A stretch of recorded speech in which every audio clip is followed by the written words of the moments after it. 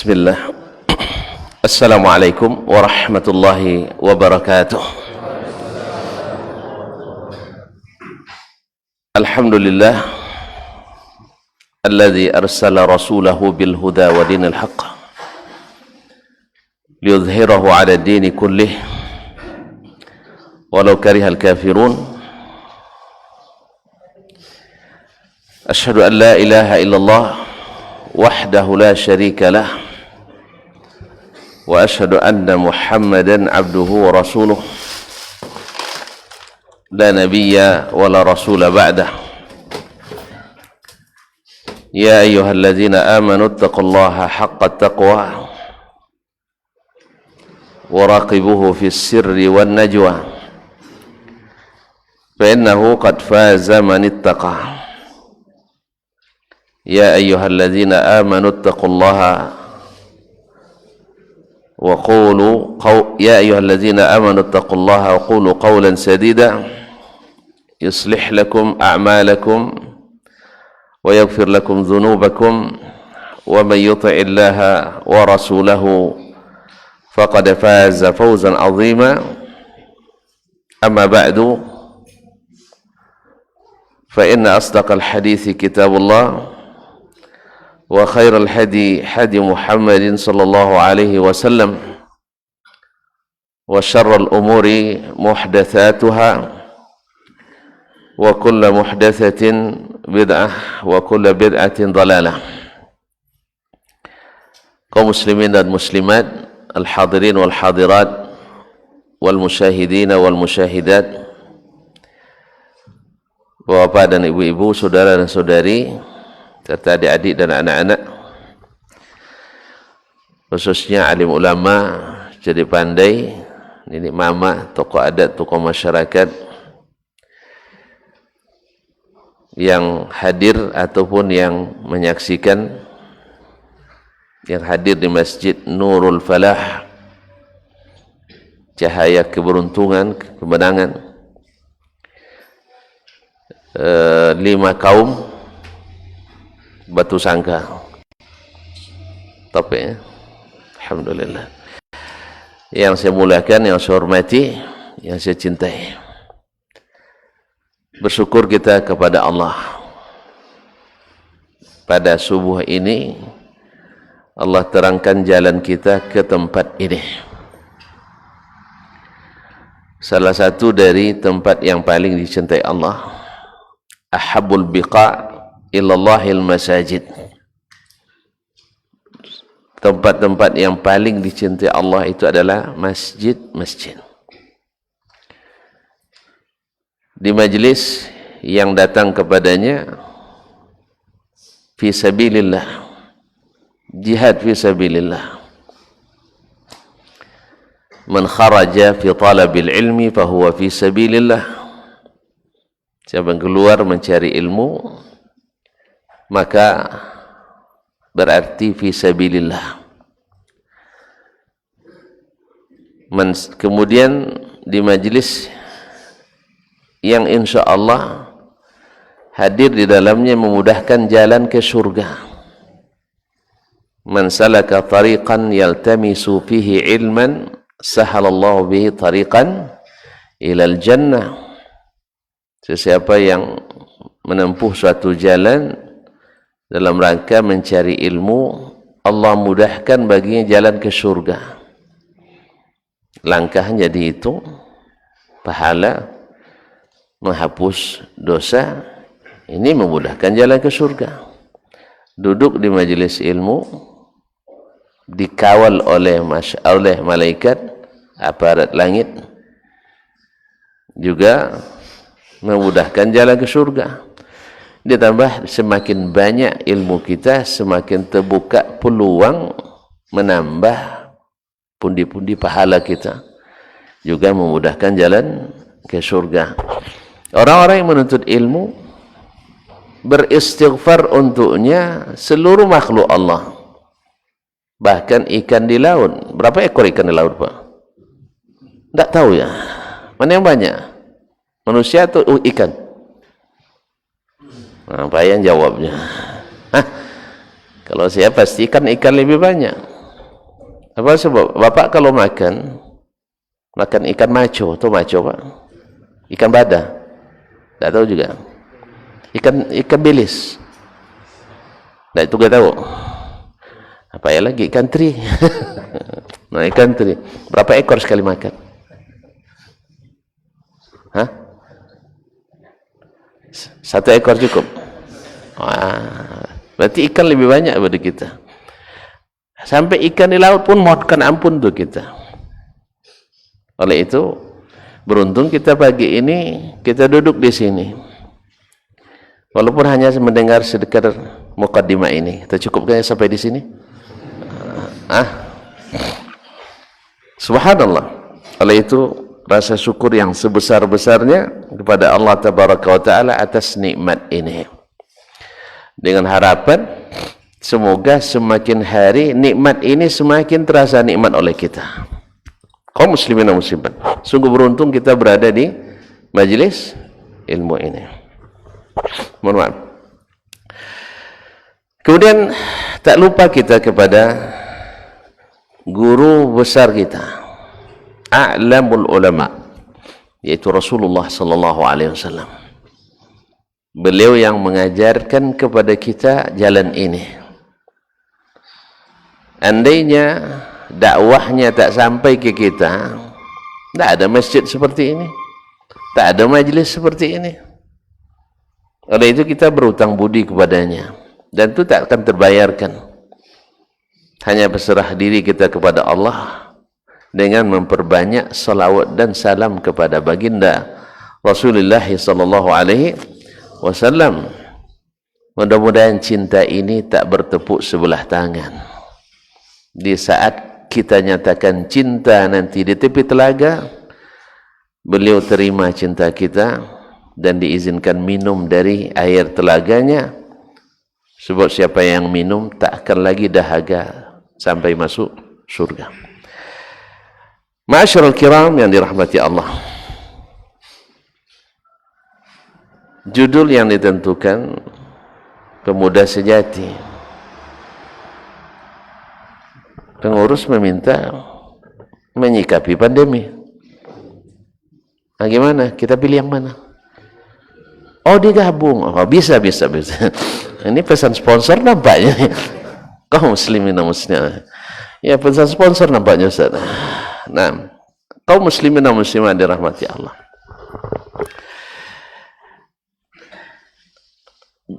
Al-Imam Ja'far As-Sadiq, Ja'far bin Muhammad, cucu Nabi alaihi salatu wassalam, angkatan kelima, pernah ditanya oleh seorang pemuda,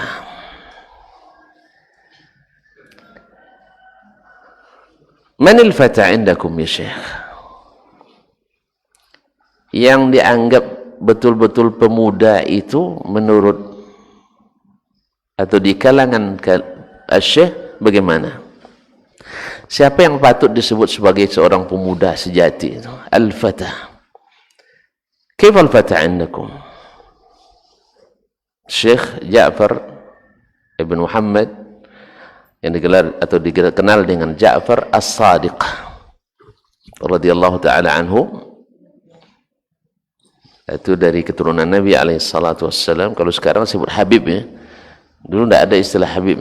Di Indonesia aja istilah Habib nampaknya. Dan diisytiharkan dari Yaman kayaknya. Ala kulli hal, Habib kan tidak apa-apa istilahnya. Itu orang yang dicintai.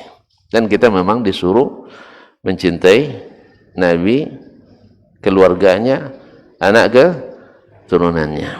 Insya Allah kita mencintai mereka. Karena mencintai Nabi alaihi salatu wassalam. Ma'asyiral kiram yang dirahmati Allah Subhanahu wa taala, Ja'far As-Sadiq rahimahullah mengembalikan pertanyaan itu kepada pemuda tadi. Wa kaifa huwa indakum? Kalau menurut kalian pemuda sejati itu seperti apa? Dijawab oleh pemuda ini, al-fata indana man idza u'tiya syakar wa man muni'a sabar. Yaitu yang bila diberi pandai berterima kasih. Dan bila tidak diberi, tidak tercapai apa yang dia inginkan, kok pintu tidak berlaku Pak ya, dan kalau tidak dituri, dia bersabar. Jadi kalau tak diberi, bersabar, artinya tidak marah, tidak jengkel, dan tidak tidak melakukan hal-hal yang tidak baik. Lalu Ja'far As-Sadiq rahimahullah tertawa sambil dia mengatakan, hakadzal kilabu indana. Kalau itu bagi kami belum masuk klasifikasi al-fatah, pemuda sejati. Bahkan kata beliau, akramakumullah, hakadzal kilabu indana. Tahu makna kilab? Kalau tidak saya terjemah lagi ya. Kalau bila diberi berterima kasih, tak diberi bersabar, sama dengan anjing-anjing di kampung kami katanya. Coba tengok kalau kena tahu anjing kan? Tahu? Akramakallah, kenal baik? Enggak. Masya Allah. Kalau diberi sekali saja antum beri, besok antum tak akan diganggunya lagi insya Allah. Kali aja. Kalau manusia kadang-kadang dikasih berkali-kali tetap juga ganggu kita. Iya. Jadi zaman dulu, zaman sekarang. Atau zaman dulu, zaman sekarang nggak ada. Nah, ma'asyarul kiram dirahmati Allah SWT. Bila diberi, berterima kasih dia. Dan tak diberi, dia juga tidak apa-apa, sabar. Lalu pemuda ini heran. Wa kaifa huwa indakum ya Syekh? Kalau di kalangan tuan-tuan, kata pemuda ini bagaimana? Dijawab oleh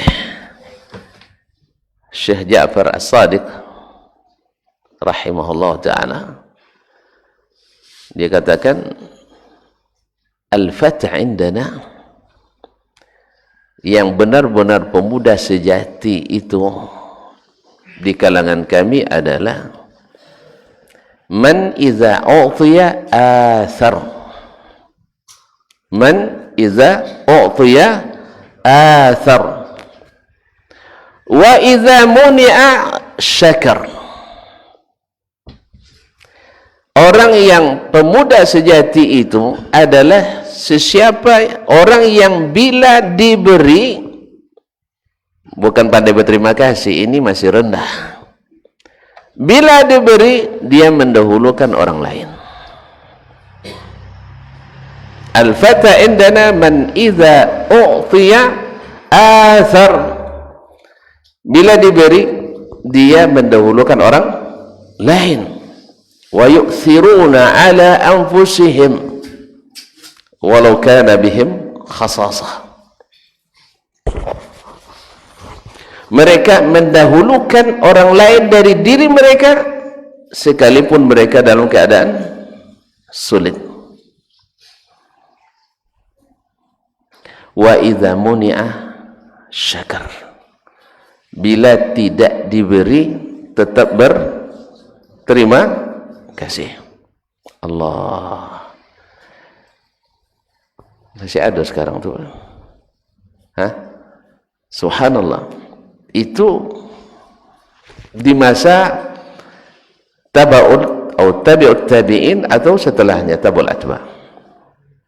Masih di generasi terbaik umat ini. Ma'asyiral kiram dirahmati Allah SWT. Bila diberi, mendahulukan orang lain, dan bila tidak diberi, tetap berterima kasih, tetap bersyukur. Ma'asyiral kiram dirahmati Allah SWT. Oleh itu kaum muslimin dan muslimat, kalimat al-fata kalau ikuti makna yang terkandung di dalamnya, seperti dijelaskan oleh Syekh Muhammad bin Ibrahim Al-Hamad, menukil daripada ahlu al-lughah dalam sisi fiqh al-lughah. Kalimat fata itu tidak sembarang dilekatkan kepada seseorang, karena di dalamnya terkandung makna asy-syaja'ah, yaitu berani, wal bazlu, suka berkorban, at-tadhiyah sama dengan al-bazlu, at-tadhiyah juga berkorban, dan makna as-sidqu, selalu jujur, selalu berkata dan bersikap benar, wal amanah, dan amanah, dan al-ithar, selalu mendahulukan orang dari dirinya sendiri. Ma'asyiral kiram dirahmati Allah, makanya Al-Quran menyebut kalimat al-fityah dalam rangka memuji, innahum fityatun amanu birabbihim wazidnahum huda. Mereka itu adalah para pemuda sejati yang beriman kepada Rabb mereka, Ashabul Kahfi, wazidnahum huda, dan kami tambah mereka petunjuk. Ma'asyiral kiram dirahmati Allah. Lalu kita perhatikan lagi orang-orang hebat pendahulu umat ini yang disebut dengan khairul qurun. Mereka adalah orang-orang yang masih muda-muda. Nabi kita alaihi salatu wassalam diangkat jadi rasul umur 40. Ini batas pemuda menurut istilah orang dulu. Kalau istilah ke depan kabarnya tahun 2022 Pak, Bapak masih terhitung pemuda. Umur berapa sekarang? 68, masih pemuda. Sebab nanti usia dini sampai umur, anak usia dini sampai umur 19. Umur 19. Kemudian remaja umur 20 sampai 39. Anak muda umur 40 sampai 69. Jadi anak-anak di bawah umur 19 besok tak boleh nikah, masih usia dini. Maka yang di dunia pendidikan siap-siapkan sekolah PAUD untuk umur, buat konsep PAUD umur 4 tahun sampai 19. Karena kan usia dini, tak boleh menikah. Tentu kuliah tak boleh, umur belum cukup. Ada saja. Masyaallah kiram dirahmati Allah. Jadi bapak masih pemuda ya.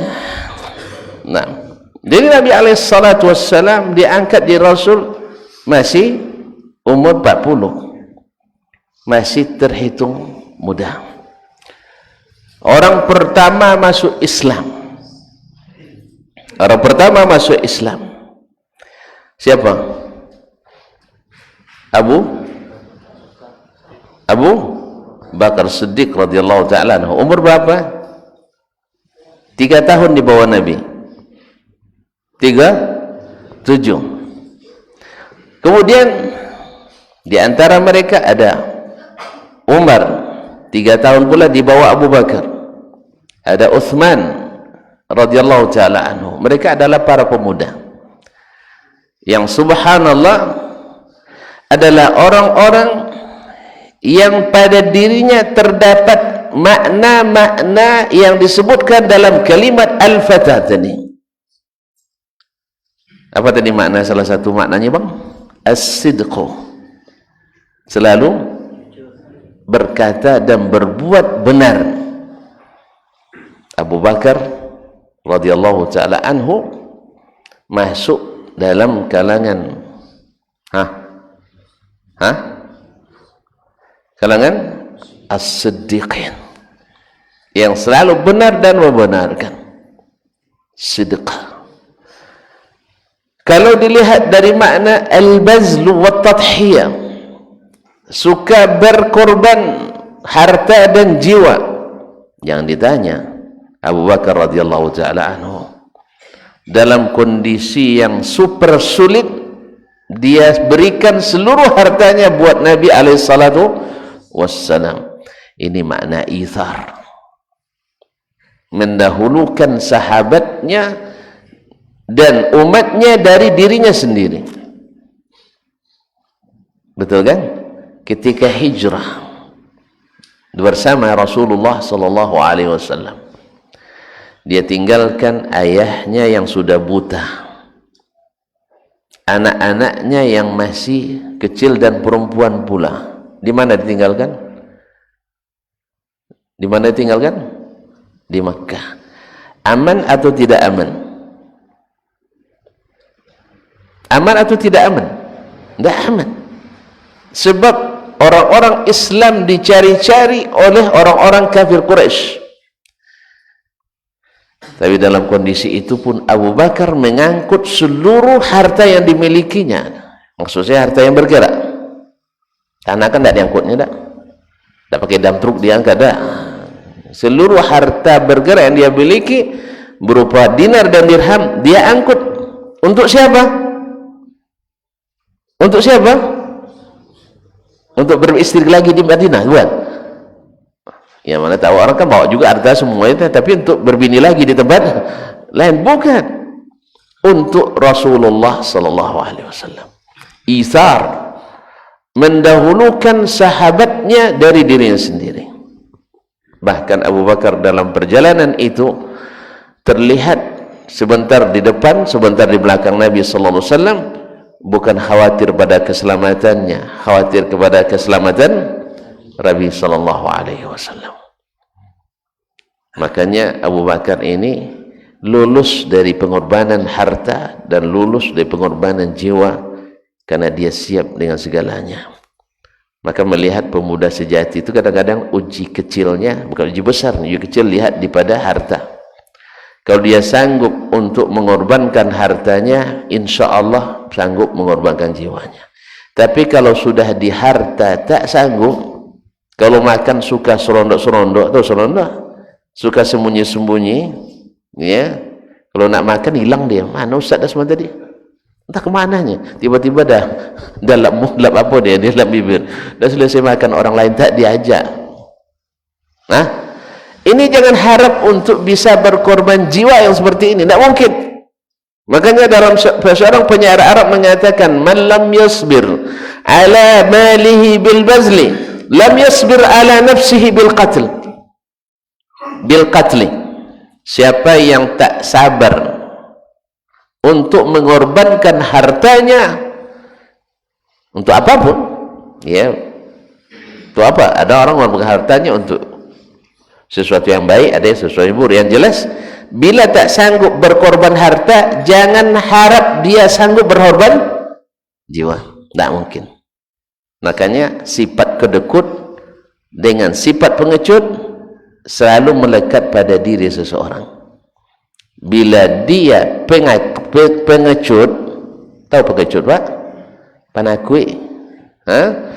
Orang yang penakut pasti kedekut, pasti.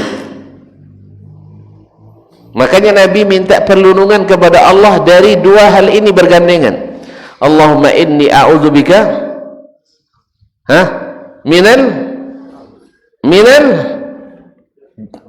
minal bukhli wal jubun, dari bakhil dan pengecut.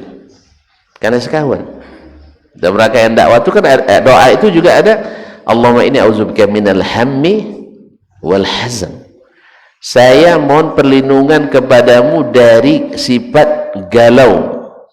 Kawannya apa? Sedih, ya kan? Kalau udah galau pasti sedih. Wa minal ajzi wal kasal, yaitu merasa pesimis, Tentu mana pesimis? Tidak tentu dia. Itu basuh siku mah. Tidak bersemangat. Ya. Tidak bersemangat. Tidak mungkin berhasil. Sebulan aja yang banyak piti melamar tidak juga terima. Apalagi saya yang miskin. Gitu ya. Sebulan meminang anak gadis, duitnya banyak tidak juga terima. Apalagi saya yang tampilan tak menguntungkan, saku juga tidak menggembirakan. Akhirnya pesimis. Berani maju? Takkan berani. Maka datang rasa malas. Jadi orang pemalas selalu karena pesimis, tak beryakin berhasil. Kalau gitu menaikkan sekian sarung kata bunda, habis itu bagolong. Ya dah, panjang tulang, alang panjang rusuk juga. Ya, jadi orang pemalas lahir dari sikap tak yakin berhasil. Nah, orang pengecut lahir dari sifat kedekut. Tahu kedekut, Pak? Kiki. Tak jurang. Sempilik. Sempilik mana? Coba tengok nanti. Orang-orang sempilik pasti panakui. Jadi pengecut itu lebih dahsyat lagi di penakut. Pengecut itu lebih sering berkhianat sifatnya. Orang pengecut itu suka berkhianat, menikam kawan seiring menggunting dalam lipatan, didahulukan tak ingat yang di belakang, disuruh di belakang tak pandai mengikut yang di depan. Inilah sifat orang pengecut, selalu pernah apa namanya, sampilik tadi ya, sampilik, yaitu suka bakhil. Ma'asyiral kiram dirahmati Allah. Kembali ke tadi Abu Bakar radhiyallahu taala anhu, dia bisa ithar. Kalau dari sisi berkorban, orangnya Abu Bakar itu memang tidak tegap badannya, kurus orangnya, sampai-sampai sarungnya selalu melorot. Tahu melorot? Tasalusui, tidak jurah. Apa bahasa oleh? Malucuah. Bahasa mu belajar nampak. Nah, malucuah artinya terkelucui. Ya, melorot ke bawah. Sehingga beliau tanpa disengajanya sering isbal, tertutup mata kaki, tapi selalu dia naikkan lagi karena saking kurusnya. So kalau terlalu kurus, apa tadi?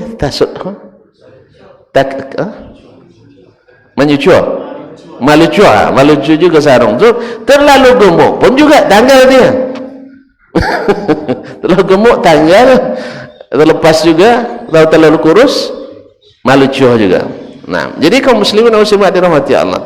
Makanya ketika datang perkataan Nabi, man jarra thawbahu khuyala la yadhurullahu ilaihi yaumil qiyamah, siapa yang menjuraikan pakaiannya karena sombong, tak Allah perhatikan pada hari kiamat. Abu Bakar bertanya ke Rasul, ya Rasulullah, inna izari la yastarkhi, sarung saya itu malucua. Gitu malucu. Rupanya Abu Bakar pandai bahasa Minang. Nah, ini sarung saya malucua, tapi saya selalu perbaiki lagi, saya naikkan lagi. Maka Nabi beri rekomendasi, kamu tidak masuk sombong, sebab kamu dari awal tidak isbal, cuman karena malu cua. Jelas? Ma'asyiral kiram dirahmati Allah. Ini Abu Bakar radhiyallahu taala anhu, tapi subhanallah, dalam memperjuangkan yang hak kebenaran, dia tidak tedeng aling-aling, kata orang Jawa, tak pernah surut selangkah pun.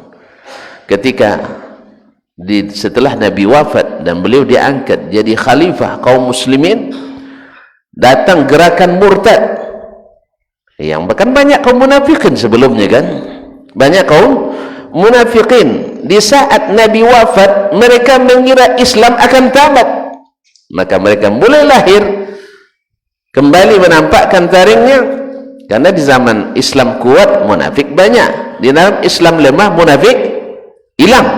Jadi orang kafir murni dia. Jelas? Jadi orang kafir, dia berani nampakkan diri. Gerakan murtad. Dan tidak mau membayar zakat. Dengan alasan ini hanya diberikan ke Nabi SAW. Lalu Abu Bakar berkata, saya akan perangi mereka. Lalu ada Umar mengatakan, kenapa engkau perangi orang mengucapkan asyhadu an la ilaha illallah anna Muhammadar Rasulullah. Kata Abu Bakar radhiyallahu taala, akan saya perangi orang yang membedakan antara salat dengan zakat. Bahkan sekalipun tinggal saya sendiri. Sekalipun tinggal saya sendiri. Nah, ini tegasnya.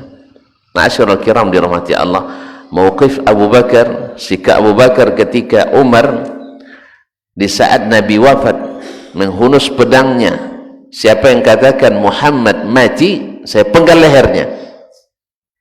Subhanallah, Umar saking cintanya ke Rasulullah sallallahu alaihi wasallam, dia tidak percaya bahwa Nabi sudah meninggal. Yang lain berani tidak menegur Umar? Hah? Ya, pada segan semuanya, tak bercampur takut. Ma'asyiral kiram, datang Abu Bakar radhiyallahu taala anhu, dia yang katakan, man kana ya'budu Muhammadan fa inna Muhammadan qad mat, wa man kana ya'budu Allah fa inna Allah hayyun la yamut. Siapa yang menyembah Muhammad, ketahuilah bahwa Muhammad sallallahu alaihi wasallam sudah mati. Ya. Wa man kana ya'budullah, siapa yang beribadah kepada Allah, Allah hidup tak pernah mati. Kalau dia baca innaka mayyitun wa innahum lamayyitun, kamu ni mati Muhammad dan mereka juga akan mati. Barulah Umar radhiyallahu taala anhu kesadar kembali, ka'anni lam asma' bihadhil ayah min qabl, seolah-olah saya sebelumnya belum mendengar ayat ini. Biasalah orang dalam keadaan galau, dalam keadaan risau, dalam keadaan berduka cita, biasa terlupa. Ma'asyiral kiram dirahmati Allah. Ini Abu Bakar radhiyallahu taala anhu. Nah, kalau kita melihat lagi orang yang di bawah Abu Bakar, Umar radhiyallahu taala anhu. Kalau pengorbanan hartanya jangan ditanya, pengorbanan jiwanya jangan ditanya. Ya, pada suatu hari Umar radhiyallahu taala anhu ingin menginfakkan setengah hartanya dengan harapan bisa mengalahkan Abu Bakar radhiyallahu taala anhu. Ternyata kaum muslimin dan muslimat dirahmati Allah, datang Abu Bakar justru menyerahkan seluruh hartanya. Sampai-sampai Nabi bertanya, "Madza tartuku li ahlik?" Apa yang kau tinggalkan untuk keluargamu? Jawabannya sangat singkat dan jelas. Taraktu lahumullah wa rasulah. Aku tinggalkan bagi mereka Allah dan Rasul. Subhanallah. Persis yang dikatakan oleh Nabi ketika orang-orang Ansar setelah terjadi perang Hunain. Nabi membagi-bagikan ghanimah kepada orang-orang yang baru masuk Islam dari kalangan orang-orang Bani orang-orang yang ada sekitar Makkah. Maka orang-orang Ansar waktu itu sudah mulai merasa dalam dirinya, nih Nabi karena Makkah sudah kembali ke pangkuannya, nah mulai memperhatikan orang-orang dekatnya, keluarganya, sukunya dan sebagainya. Wajar sebagai manusia. Jangan-jangan Nabi akan meninggalkan kita kembali ke Makkah. Lalu Nabi SAW ingin menegur mereka dengan iman. Kumpulkan seluruh orang Ansar dan di absen. Jangan ada yang tidak hadir. Kemudian jangan ada selain Ansar yang masuk. Sebab ini cerita dari hati ke hati. Kalau nanti masuk orang lain takut sakit, ya sakit hati. Karena syaitan itu yanzaghu bainahum, suka menggoda dia. Maka dia dikumpulkan orang Ansar. Lalu Nabi mengatakan kalimat yang masyhur itu, Di antaranya yang saya sebutkan di akhirnya, apakah kalian tidak ridha orang-orang ini kembali bawa kambing, bawa onta, bawa sapi, cuma kerbau nggak ada ya,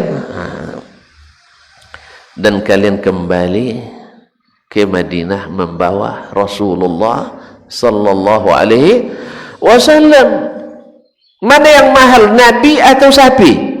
Tidak boleh disebut, tidak boleh dibandingkan. Auzubillah, astagfirullahaladzim. Dikumpulkan seluruh harta benda dunia ini, seluruh yang ada di dunia ini dikumpulkan, mau tidak tonton ditukar dengan Nabi sallallahu alaihi wasallam? Saya ulang lagi, mau tidak seluruh harta dunia ini ditukar dengan Nabi sallallahu alaihi wasallam? Mau? Antum tinggalkan Rasulullah SAW untuk antum seluruh harta dunia, mau? Tapi mau katanya tadi. Dia dengar yang pertama aja. Kalau diberikan seluruh harta dunia, mau kata. Iya sama kita. Tapi kalau tukarnya Rasulullah SAW, enggak. Illa Rasulullah SAW, enggak bisa. Mau enggak diganti Rasulullah dengan raja?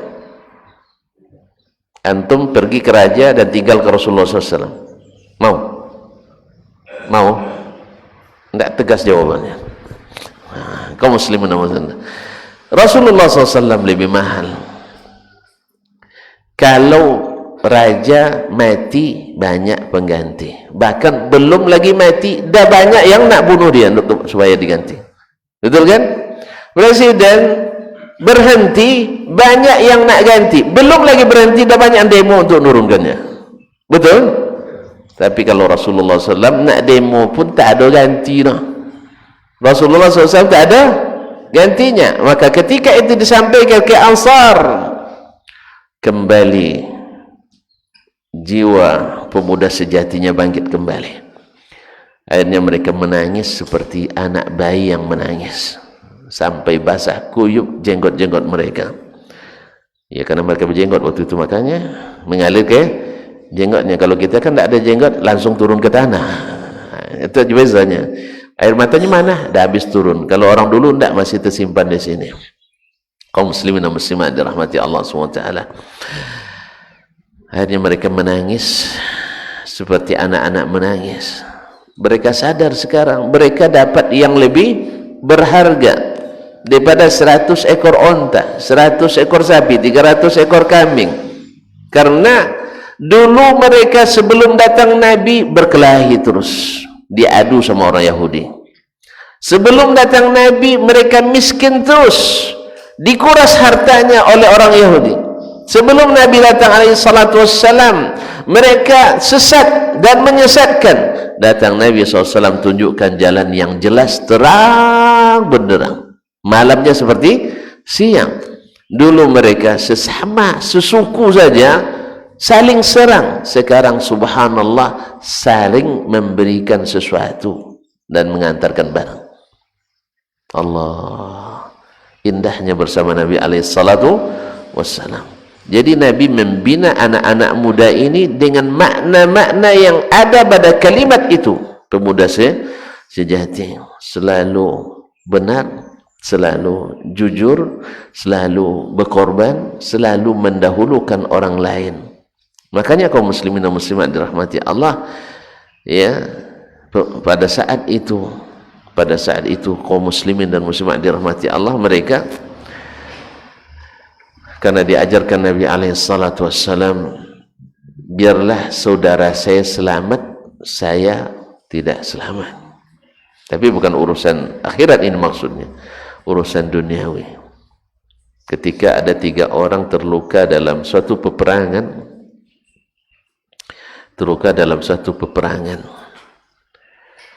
maka mereka kehausan. Ketika akan minum, terdengar saudaranya mengerang minta air, minta minum. Dia tak jadi minum, serahkan ke yang kedua. A'ti isqi akhi fa innahu ahwaju minni. Beri minum saudaraku, dia lebih membutuhkan dari saya. Kedua mau minum lagi, terdengar yang ketiga juga minta minum. Akhirnya dia enggak jadi minum, berikan saudaramu. Subhanallah, akhirnya ketiga-tiganya Allah berikan mati syahid. Kaum muslimin dan muslimat dalam kondisi kritis pun mereka masih memikirkan saudaranya. Makanya wajarlah Allah Subhanahu wa taala mengatakan al-akhillau yawma idzin ba'dhum li ba'dhin adu illa al-muttaqin. Orang yang berdekat-dekat, bersahabat, orang yang berkonco-konco di dunia ini, di akhirat saling memusuhi kecuali orang yang bertakwa. Maka orang yang bertakwa yang selalu bersifat seperti ini, di akhirat nanti saling mencari untuk saling menyelamatkan dan memberikan syafaat. Mudah-mudahan termasuk kita yang hadir di sini. Oleh itu kaum muslimin dan muslimat dirahmati Allah, mereka-mereka ini karena dibangun di atas sifat-sifat yang gagah berani, yang berani berkata benar, karena berani karena benar, takut karena salah. Maka mereka siap untuk mendahulukan orang lain daripada dirinya. Dan demikian pula mereka selalu bertindak dengan tindakan yang tepat dalam segala situasi dan kondisi. Selalu diberikan taufik. Sebab orang-orang yang senantiasa berjiwa seperti itu, selalu benar, selalu mendahulukan orang lain, Allah selamatkan dia dari berbagai kendala-kendala sulit. Oleh itu ketika Umar Ibn Khattab radhiyallahu ta'ala anhu jadi khalifah, Umar jadi khalifah keberapa? Hah? Yang kedua, tidak salah tuh? Alhamdulillah. Umar radhiyallahu ta'ala jadi khalifah setelah Abu Bakar radhiyallahu ta'ala anhu wafat. Terjadi di masanya wabah, penyakit yang sebenarnya kalau dari sisi cepat ininya, cepat memakan korbannya lebih bahaya, yaitu penyakit taun. Taun seperti apa taun tuh? Bahasa kita apanya? Bahasa kita apa taun tuh? Nggak tahu? Hah? Iya, penyakit menular. Itu tidak namanya. Apa namanya sih? Bahasa kitanya? Kusta. Iya, kusta. Ini karena tidak pernah ada, tapi tidak mau saya ada. Ya. Sering lupa namanya. Kusta ya, penyakit kusta. Dan itu kalau seseorang yang terjangkiti, insya Allah tak lama, inna lillah, terlihat langsung.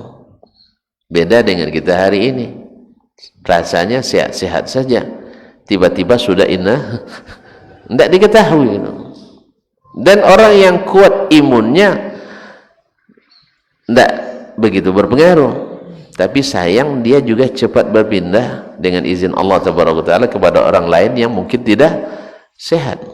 Coba lihat kalau tuan-tuan buka beranda sekarang FB, rata-rata berita inna lillahi wa inna ilaihi raji'un. Semoga Allah berikan mereka rezeki syahadat, insyaallah menjadi syahid dalam penyakit ini. Dan semoga kita yang masih sehat-sehat ini dijauhkan dari wabah ini dan dijaga olehnya. Nah, ketika Umar radhiyallahu anhu nak pergi ke Syam, karena waktu itu di dalam perjalanan dia mendapat berita bahwasanya di sana terjadi penyakit taun amwas. Taun amwas tahun 17 dan 18 Hijriah. Nah, Umar memanggil para ulamanya, para ahlinya untuk bermusyawarah untuk mendapatkan mufakat. Apa yang harus kita lakukan? Teruskan. Ya, kita teruskan atau kita cukupkan sampai di sini? Karena ternyata sudah bunyi alarmnya, Ustaz. Nah, kita teruskan? Baik, teruskan. Teruskan atau berhenti di sini? Enggak, ini Umar ya. Kita sudah sepakat tadi teruskan. Nah. Berhenti di sini, maka kembali maksudnya ke Madinah, maka sebagian besar mengusulkan untuk kembali. Sebagian kecil ada yang mengatakan dengan alasan tidak usah takut dengan takdir Allah Tabaraka Ta'ala. Sampai-sampai Abu Ubaidah bin Jarrah, gubernur Syam waktu itu, mengatakan, ya Amirul Mukminin, atafirru min qadarillah, apakah engkau takut kepada takdir Allah? Semua kan berlaku dengan takdir Allah Tabaraka Ta'ala. Umar waktu itu karena belum sampai ilmunya, belum sampai ilmu dari hadis Rasulullah kepadanya, dan termasuk yang hadir pada waktu itu belum ada ilmu itu pada mereka. Mereka bermusyawarah, berijtihad. Begitulah, karena aturannya tidak ada dalil Al-Quran, tidak ada dalam hadis, tidak ada pula ijma', terpaksa pakai qiyas, ijtihad. Dan itu sunnah Nabi alaihissalatu wassalam, adalah termasuk sunnah berijtihad. Maka Umar dengan para sahabat berijtihad pada waktu itu. Akhirnya mereka sepakat, atau dengan suara mayoritas, kembali ke Madinah. Abu Ubaidah sebagai penanggung jawab Syam waktu itu, gubernurnya, mengatakan, atafirru min qadarillah, apakah kau akan lari dari takdir Allah? Umar radhiyallahu ta'ala karena senantiasa benar dalam berkata, senantiasa jujur dalam berbuat, Allah berikan taufik. Banyak di antara pendapatnya disetujui oleh Al-Quran dan As-Sunnah An-Nabawiyah. Maka dia bilang, nafirru min qadarillah ila qadarillah. Betul, kita lari dari satu takdir Allah ke takdir Allah yang lain. Lalu dia buat ilustrasi, ya akhi, andainya di lembah ini rumputnya hijau, di seberangnya rumputnya kering, kamu mau gembalakan ternakmu di yang keringkah dengan alasan terima takdir Allah, atau di tempat yang hijau? Apa pilih yang mana, Pak? Pokoknya asal takdir Allah sehat-sehat, takdir Allah kenyang-kenyang. Kalau itu tidak usah pergi makan dulu ya, tidak usah sarapan. Kaum muslimin dan muslimat, tidak. Inilah taufik yang Allah berikan kepada orang yang senantiasa bersama Allah Tabaraka wa Ta'ala. Maka dia katakan, pasti anda akan gembalaanmu di tempat yang hijau, dan itu takdir. Dan itu takdir.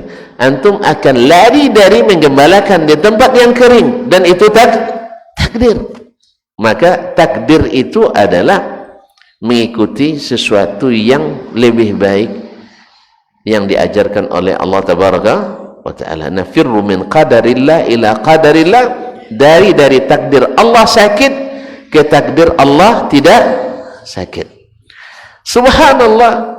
Setelah itu datang Abu Sa'id Al-Khudri, Sa'd bin Malik bin Sinan radhiyallahu ta'ala anhu, menyampaikan kepada Amirul Mukminin. Waktu rapat dia sedang tidak ada. Pas dia sampai, dia katakan, innali fi dzalika la ilman an Rasulullah sallallahu alaihi wasallam, saya punya ilmunya dari Rasulullah sallallahu alaihi wasallam.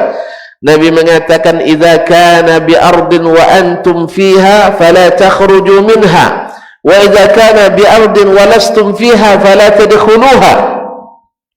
Andainya terjadi penyakit itu di suatu negeri, kamu ada di tempat itu, jangan keluar. Dan bila terjadi suatu negeri, kalian belum berada di tempat itu, jangan masuk. Allahu Akbar, kata Umar. Alhamdulillahilladzi waffaqani lima qala Rasulullah sallallahu alaihi wasallam. Segala puji bagi Allah yang telah memberikan taufik kepadaku, karena tepat seperti yang disuruh oleh Rasulullah sallallahu alaihi wasallam. Ma'asyiral kiram dirahmati Allah. Dua orang waktu itu gubernur Syam, salah satunya Abu Ubaidah bin Jarrah, yang dijamin masuk surga, syahid karena penyakit taun.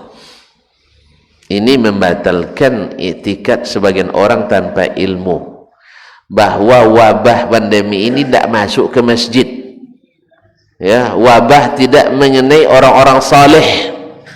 Wabah tidak akan menular atau menjangkiti orang-orang yang beribadah. Sebab orang beribadah itu bersih-bersih dan sebagainya. Ada di antara kita yang lebih saleh daripada Umar? Ada yang kita lebih bersih dari Umar? Ada yang lebih dekat kepada Allah dari Umar? Tidak ada.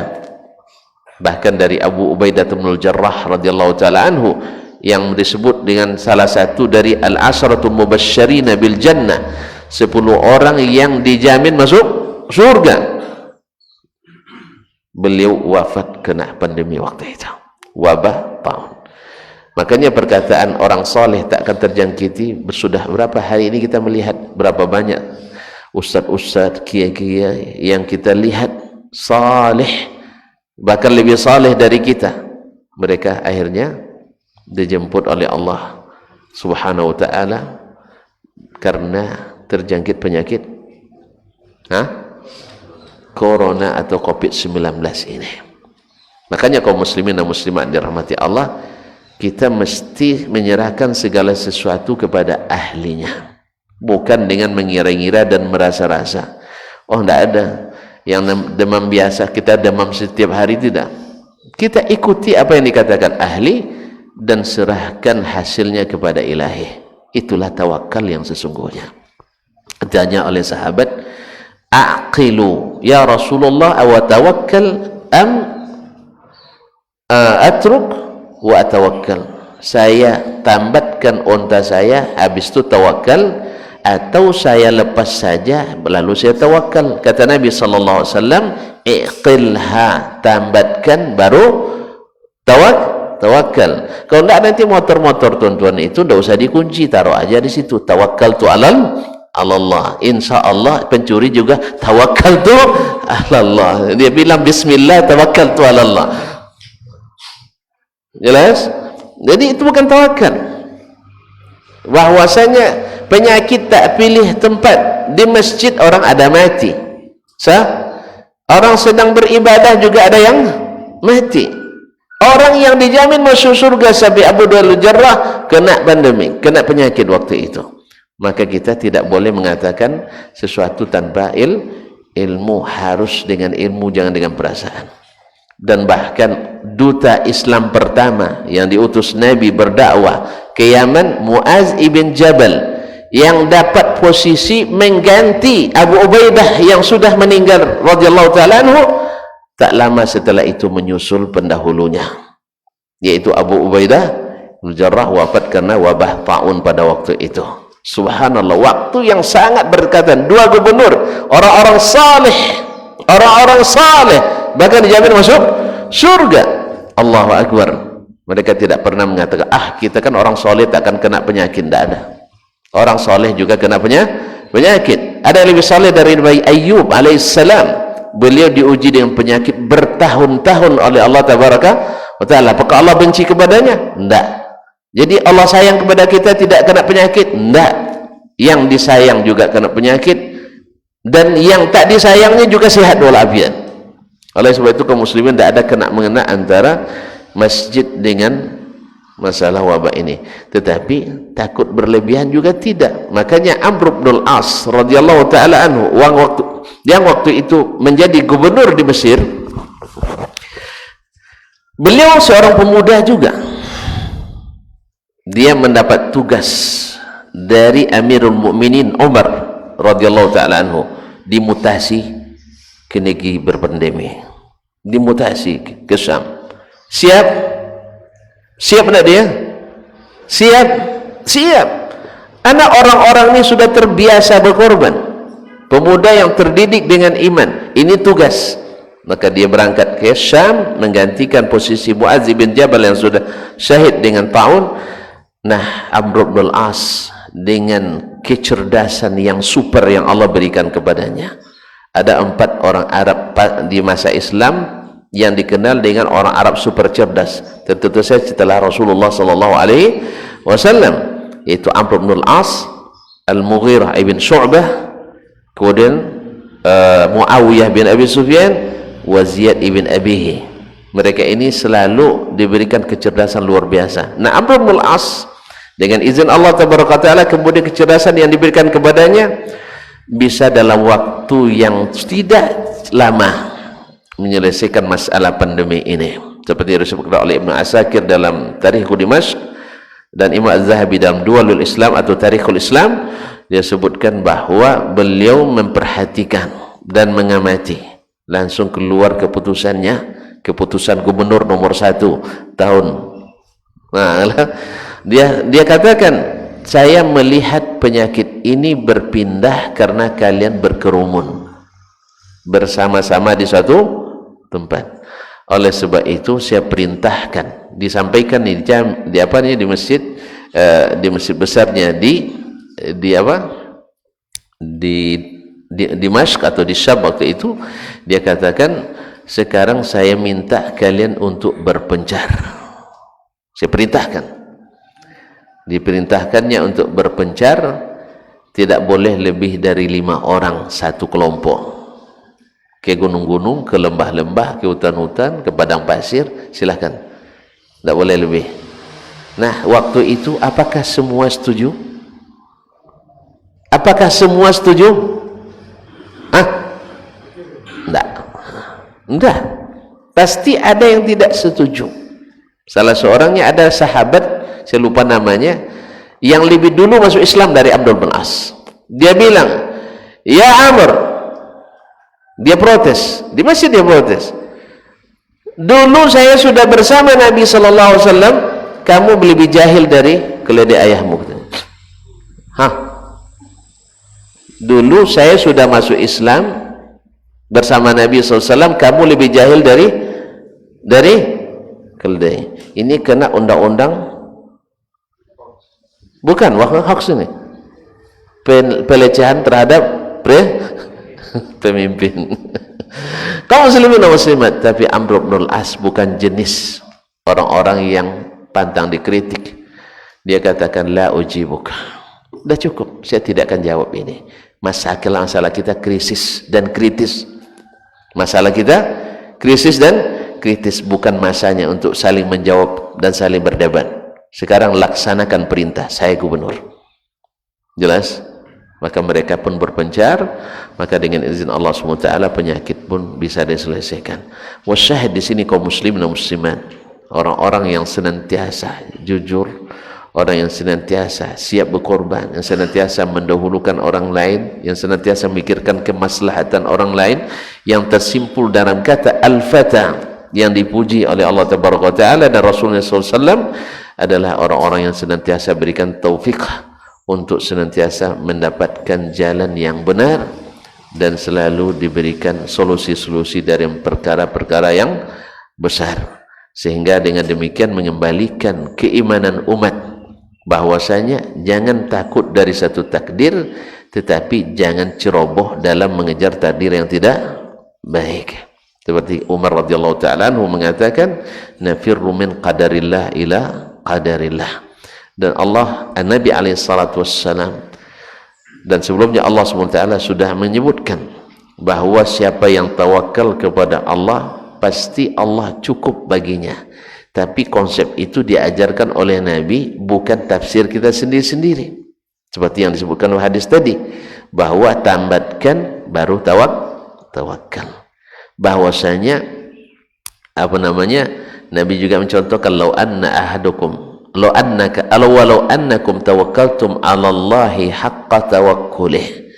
Andainya kalian benar-benar tawakal kepada Allah, la razaqakum, Allah pasti berikan rezeki kepada kalian, kama razaqat thair, seperti Allah beri rezeki pada burung. Burung tak berakal, kita berakal. Ya, burung tak berakal, kita berakal. Tetapi Allah analogikan ke situ. Nah, gimana burung itu duduk saja di sarangnya? Enggak. Taghdu khimasan, pergi keluar pagi-pagi. Awak sering kalah sama burung, Pak. Apalagi sama ayam. Ayam jam 3 ada berkokok dia. Kalau kita dah sudah jam 5 masih bakalu. Iya dah? Nah, kalah sama ayam. Apalagi sama burung, kalah kita. Burung tu kalau sudah pagi dia berangkat terbang. Tagdu khimasan. Habis itu wataruhu bitanan.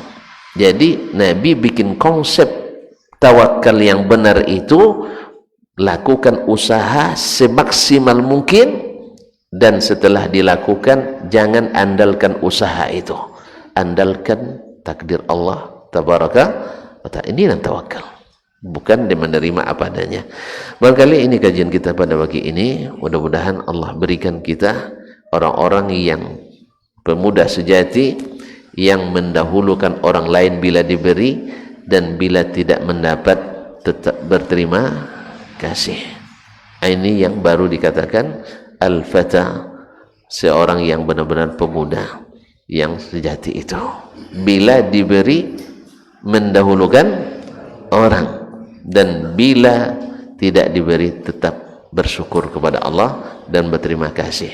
Alhamdulillah saya tidak dapat jabatan. Ya Pak ya, alhamdulillah saya tidak dapat tempat. Bahkan alhamdulillah tidak boleh ngaji. Misalnya. Ya makanya kaum muslimin dan muslimat, tidak ada orang yang seperti ini hidupnya aman, nyaman, tentram, dan Allah pasti berikan solusi dalam segala kesulitan yang dia dapatkan. InsyaAllah jelas semuanya, sehingga tidak ada pertanyaan.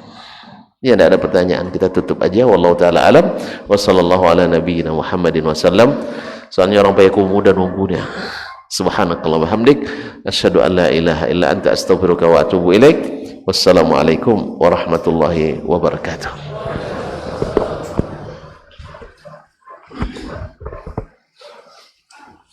Hadirlah Safari Dakwah bersama Al-Ustaz Dr. Dasman Yahya Ma'ali, LCMA, Doktor Bidang Hadis, alumni Universitas Madinah. Cukup luar biasa sekali penyampaian dari Ustaz kita. Semoga nafa'anallahu bi ulumihi fid dharain. Semoga bermanfaat bagi kita bersama. Dan Bapak Ibu jamaah, alhamdulillah dari ibu-ibu jamaah kita sudah menyediakan sedikit snack di halaman atau di luar masjid.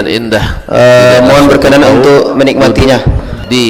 Kami dari pengurus mengucapkan terima kasih banyak. Wabillahi taufiq wal hidayah. Assalamualaikum warahmatullahi wabarakatuh. Kecuali turun kepada mereka as-sakinah, ketentraman dan kenyamanan. Wa ghasyiyatuhumur rahmah, dan mereka diliputi pula oleh rahmat, kasih sayang dari Allah Subhanahu wa taala. Wa haffat bihimul malaikah, dan mereka pun dikelilingi oleh para malaikat, karena malaikat suka majlis-majlis zikir dan ilmu.